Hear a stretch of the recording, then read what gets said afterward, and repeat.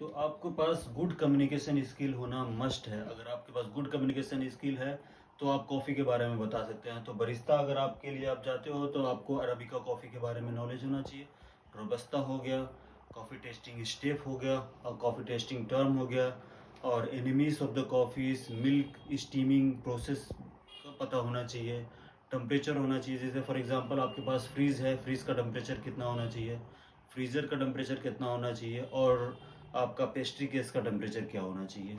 आपको मशीन जो hot coffee machine उनका होता है, उनको उसका कैलिब्रेशन का जो है कि प्रोसेस आपको पता होना चाहिए कि मशीन को ऑपरेट कैसे करेंगे, और आपको कैपेचिनो और लाते जो है कि कैसे बनाएंगे। तो ये आप बेसिकली ये बेसिक नॉलेज वही होता है।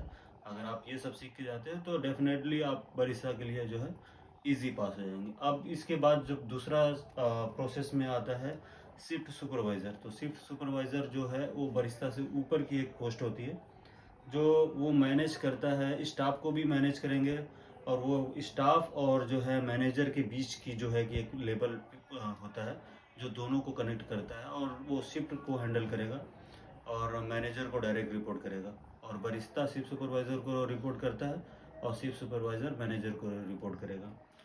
और तो उसके बाद अगर शिफ्ट सुपरवाइज़र के लिए जाते हैं तो आपके पास basic knowledge as a barista की होना चाहिए।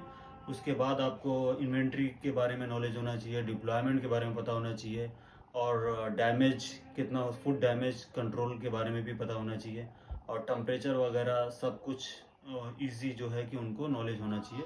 तो जा कर के शिफ्ट सुपरवाइज़र के लिए अगर होता है, शिफ्ट सुपरवाइज़र एक टाइप का जो है मैनेजर की ही सिचुएशन में पोजीशन पे आता है, क्योंकि वो जो है कि हिसाब से स्टोर मैनेज करता है।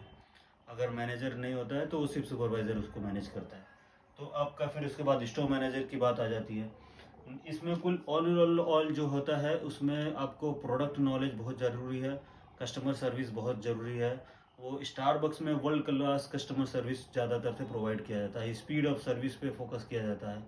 और आपको बेवरेज बेवरेज जो होता है, बेवरेज क्वालिटी और बेवरेज की टाइमिंग जो है, स्पीड ऑफ सर्विस के बारे में ज़्यादातर से फोकस किया जाता है।